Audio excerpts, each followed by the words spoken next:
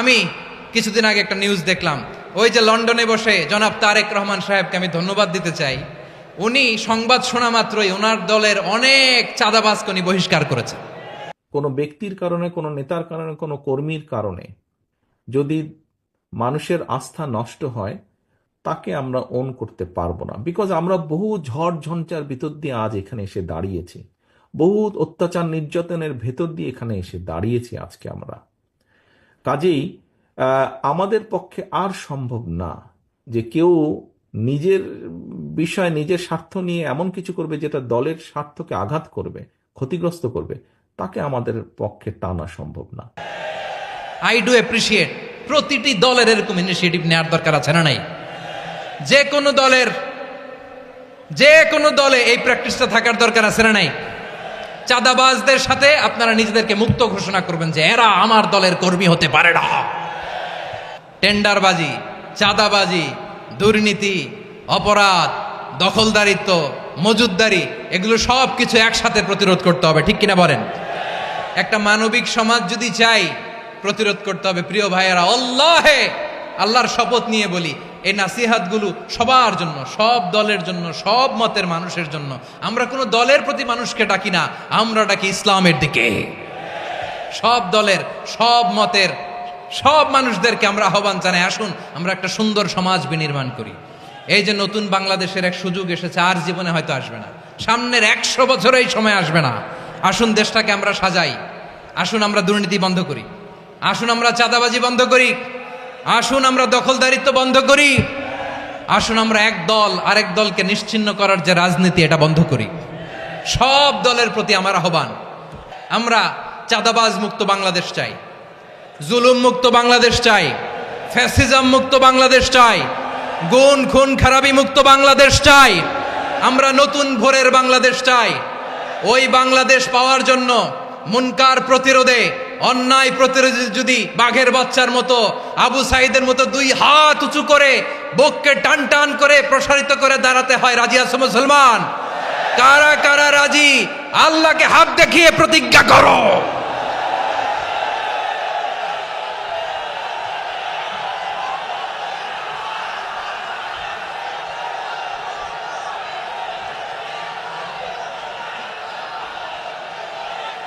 আমার প্রিয় ভাইয়েরা, বসুন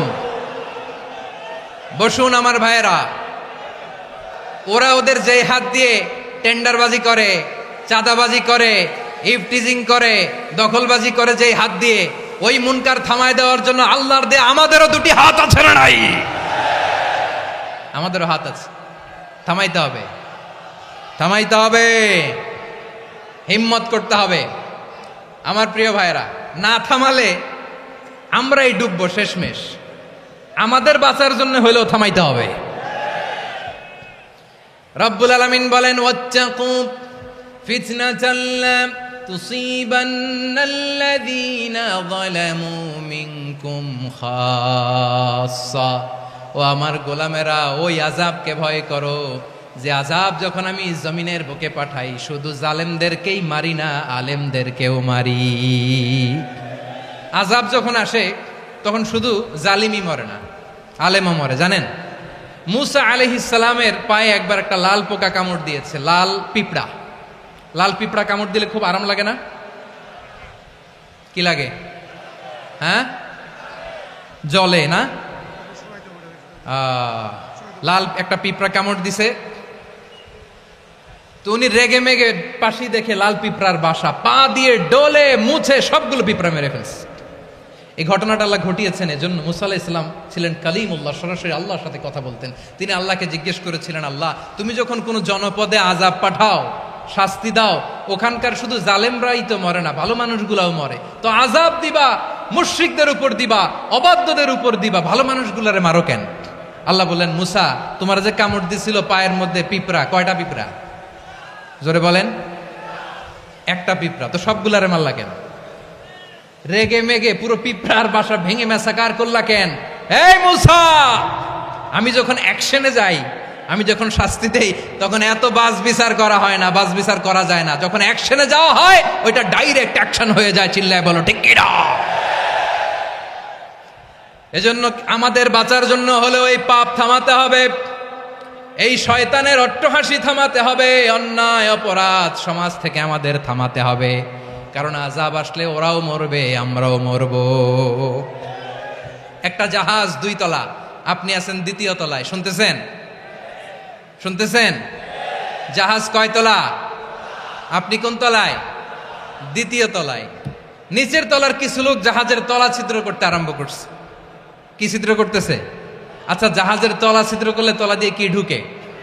এখন আপনি যদি বলেন আমার কি, আমি তো 2 তলায়, আমার কি, আমি তো সেফ, আমি ইন দ্য সেফ জোন, আমি তো ভালো আছি, আমি তো ভালো আছি, ওরা ছিদ্র করে ওরা মরবে। আসলে কি শুধু ওরা মরবে, নাকি তলা ফুটো হলে ভিতরে পানি ঢুকলে আপনারও সলিল সমাধি হবে?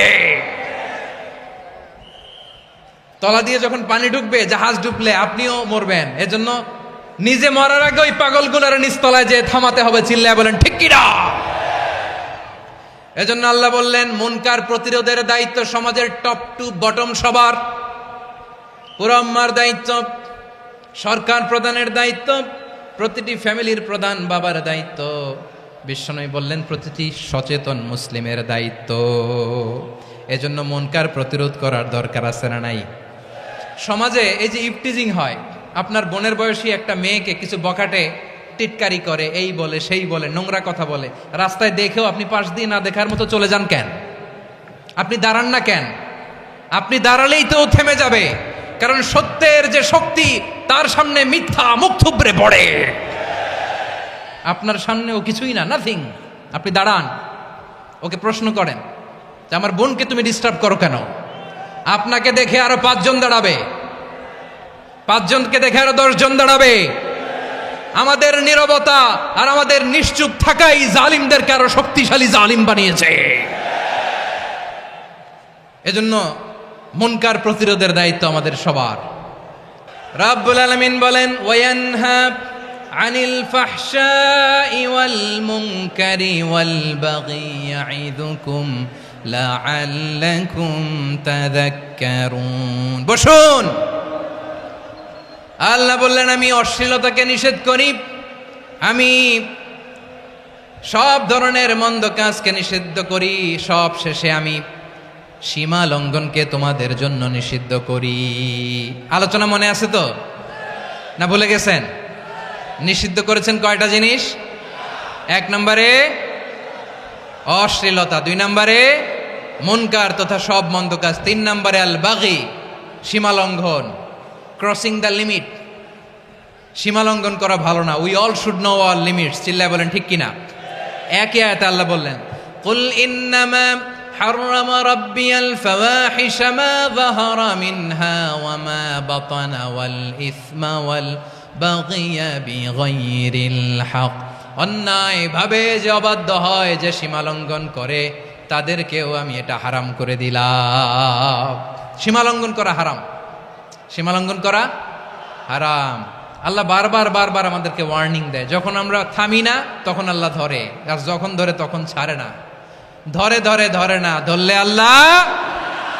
ফেরাউনকে কিন্তু হুট করে ধরে নাই, আপনারা জানেন 9 বার ওয়ার্নিং দিয়েছে। ফেরাউনকে আল্লাহ তাআলা ওয়ার্নিং দিয়েছিল কয়বার? বীর চট্টলার বীর সেনানীরা আওয়াজ করে বলেন ফেরাউনকে ধরার আগে ওয়ার্নিং দেওয়া হয়েছিল কয়টা? রাব্বুল আলামিন বলেন ওয়ালাকাদ আতাইনা মূসা 9 আয়াতিন বাইয়িনাত, 9টা মুআজিজা দেখিয়েছি। 1 2 3 বারবার এইভাবে রিমাইন্ডার, ওইভাবে রিমাইন্ডার, এইভাবে নসিহাত, ওইভাবে দাওয়া। ফাকুলা লাহু কাওলান লাইয়িনা, নরম করে বলো, সফট করে বলো, যত ওয়ে হতে পারে দাওয়া মেথডোলজির। মূসা আলাইহিস সালামের সব অ্যাপ্লাই শেষ, 10ম বারে যে আল্লাহ ধরছে। 10ম বারে যে ধরেছে। এজন্য আল্লাহ বলেন আমি সীমালঙ্ঘনকে পছন্দ করি না। কোরআনের অন্য আয়াতে বাগীকে বলা হয়েছে আল ইতিদা, সীমালঙ্ঘন যারা করে তাদেরকে আল্লাহ বলেছেন মুতাদিন। ওয়াকাতিলু ফি সাবিলিল্লাহিল্লাযীনা ইউকাতিলুনাকুম ওয়ালা তা'তাদু ইন্নাল্লাহা লা ইউহিব্বুল মুতাদিন। আমি সীমালঙ্ঘনকারীদেরকে কোশ্চিনকালেও পছন্দ করি না। আমরা যেন সীমালঙ্ঘন না করি। রাজি আছেন তো? যে কোনো ক্ষেত্রে ইবাদতে যেন সীমালঙ্ঘন না করি। অনেকে আমরা এবাদতে সীমালঙ্ঘন করে ফেলি। বিশ্বনবী সাল্লাল্লাহু আলাইহি ওয়াসাল্লাম যেটা শিখিয়েছেন এর বাইরে যে অতিরিক্ত বুজুর্গ হতে চায় এরকম আছে না নাই? করা যাবে না, কোনো ক্ষেত্রেই সীমালঙ্ঘন করা যাবে, এমনকি যুদ্ধক্ষেত্রেও না। বিষ্ণু ইসলাম বলেন খবরদার যুদ্ধক্ষেত্রেও সীমালঙ্ঘন করো না। কি সুন্দর ইসলাম আমরা পেয়েছি। বিশ্বনবী বলেন খবরদার যুদ্ধের ময়দানে কোনো নারীর গায়ে হাত তোলো না, কোনো শিশুর গায়ে হাত তোলো না, কোনো গবাদি পশু হত্যা করো না, কোনো শস্য ক্ষেত্র ধ্বংস করো না, এবাদতরত অন্য ধর্মের কোনো সন্ন্যাসীর গায়ে হাত তোলো না। বলেন সুবহানাল্লাহ। তাহলে আমরা সীমালঙ্ঘন করতে পারবো? প্রিয় ভাইরা, একটা সুখী সমৃদ্ধ শান্তির সমাজ, মানবিক সমাজ যদি আমরা গঠন করতে চাই, আমাদের আল্লাহর দেয়া কয়টা আদেশ মানতে হবে বলেন দেখি? সবাই বলেন কয়টা? আর বেঁচে থাকতে হবে কয়টা জিনিস থেকে? আওয়াজ করে বলেন কয়টা? আচ্ছা, আদেশ নাম্বার 1 কি ছিল বলেন? আল্লাহর আদেশ কি? 1 নাম্বার আদাল, ন্যায়পরায়ণতা।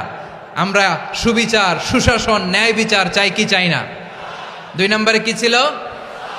মাশাআল্লাহ, আওয়াজ করে বলেন 2 নম্বরে কি ছিল? ইহসান, আমরা যেন সবার প্রতি দয়া পরবশ হই, ইহসান করি। 3 নম্বরে কি ছিল? নিকটাত্মীয়দের দান করা, তাদের অধিকার প্রাপ্য বুঝিয়ে দেওয়া। পাশাপাশি 3টা জিনিস থেকে আল্লাহ বারণ করেছেন, নিষেধ করেছেন। তার প্রথমটা ফাহশা, অশ্লীলতা। অশ্লীলতার সাথে আমাদের কোনো সম্পর্ক। আজকের এই ঐতিহাসিক চট্টগ্রামের প্যারেড ময়দান থেকে আমরা যত ধরনের মা তাহারা মিনহা মা বাতান, প্রকাশ্য অপ্রকাশ্য, দৃশ্যমান অদৃশ্যমান, সব অশ্লীলতা থেকে নিজেদেরকে মুক্ত ঘোষণা করলাম। অশ্লীলতাকে আমরা না বলে দিলাম। আওয়াজ করে সবাই বলুন নো। অশ্লীলতার সাথে আমাদের কোনো সম্পর্ক। 2 নম্বর নিষেধাজ্ঞা কি ছিল? আল মুনকার, সমাজের যত মন্দ কাজ এগুলোকে আমরা প্রতিরোধ করব। রাজি আছেন তো সবাই? 3 নম্বরে আল বাগি, সীমালঙ্ঘন। কোন মুসলিম সীমালঙ্ঘন করে না, এমনকি যুদ্ধক্ষেত্রেও না। আওয়াজ করে বলেন ঠিক কি না? রাব্বুল আলামিন শেষে বললেন ইয়াইদুকুম লাআল্লাকুম তাযাক্কারুন, আল্লাহ তোমাদেরকে উপদেশ দেন যাতে তোমরা শিক্ষা গ্রহণ করো। আমরা উপদেশ দিব, আমরা জোর করে কাউরে কিছু মানাতে চাই না। লা ইকরাহা ফিদ্দিন ওয়া যাক্কির ফাইন্না যিকরা তানফাউল মুমিনিন। উপদেশ দিলে এটা মুমিনদের কাজে দেয়। লাস্তা আলাইহিম বিমুসাইতির ইন্নামা আনতা মুযাক্কির। নবী হে, আপনি রিমাইন্ডার দাতা, আপনি উপদেশ দিবেন। আমরাও বিশ্বনবীর এই হাদিসগুলো থেকে, কোরআনের আয়াত থেকে রিমাইন্ডার, এই কথামালা, বাণী বাহক হিসেবে এই বাণীগুলো আপনাদের সাথে কাছে পৌঁছে দিলাম। আমরা আল্লাহ তাআলার কাছে প্রার্থনা করি, আল্লাহ আমরা যেন আদল দিয়ে আমাদের সমাজকে গঠন করতে পারি। আল্লাহ আমরা যেন ইহসান করতে পারি, আমরা যেন নিকটাত্মীয়দের দান করতে পারি। আল্লাহ যত ধরনের অশ্লীলতা, অনাচার, মন্দ কাজ, সীমালঙ্ঘন, অবাধ্যতা থেকে যেন আমরা বেঁচে থাকতে পারি। আল্লাহ তাআলা আমাদের সবাইকে কথাগুলো বোঝার ও আমল করার তৌফিক দান করুক।